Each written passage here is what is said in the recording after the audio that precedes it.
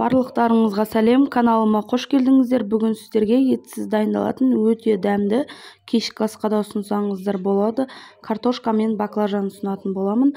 Қанша мөлшерде, қанша пияз, картошка керек, қанша грамм керек, соның бәрі описаниеде жазылып тұратын болады. Және де бұл жасалған тағам 3 адамға арнап жасадым. Және де көп адамға жасайтын болсаңыз, осыны мөлшерін көбейтсеңіз болады. Бірінші пиязды жақсылап турап алдым, ұсақтап, одан кейін сәбізді жақсылап видеода көріп тұрғандарыңыздай жұқалап, төрт-бұрыштап әдемілеп турап алдым. Және де енді баклажанды турап аламын. Видеода көріп тұрғандарыңыздай 3-ке 4-ке бөлесіздер осылай. Ет жоқ кезде кешкі асқа жасасаңыздар өте дәмді болып шығады, тез әрі дәмді. Түскі асқа жасасаңыздар да болады. Және де тек картошканың өзін қуырғаннан гөрі осылай баклажан сәбізбен қуырсаңыздар әдемі, дәмді, сочный. Жақсылап картошканы турап аламыз, осылай жұқалап. Сол кезде тез әрі дәмді піседі. Кешкі асқа да, түскі асқа да жасасаңыздар өте дәмді болады. Кейде бір ет жоқ болып қалған кездерде осылай дәмді кешкі ас. Және де міне қызып тұрған майға бірінші пиязды 5 минуттай жай отта қуырып аламыз. Май қызып болғаннан кейін газдың астын жай отқа басып қоямыз. 5 минуттай пиязым қуырылды жай отта. Және де енді сәбіз саламыз.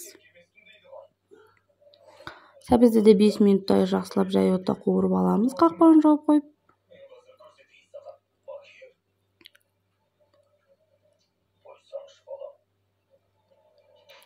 Міне әдемілеп қуырылды. Енді баклажанды салатын боламыз. Баклажанды да үшеуін бірге 5-10 минуттай жақсылап қуырып аламыз жай отта.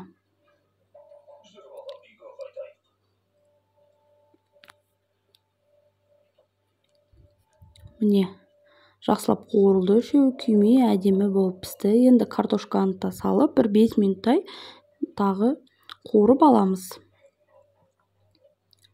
Жауып қойып, міне қуырылды. Енді приправа керекті мөлшерде сеуіп приправа қоссаңыздар да болады, қоспасаңыздар да болады.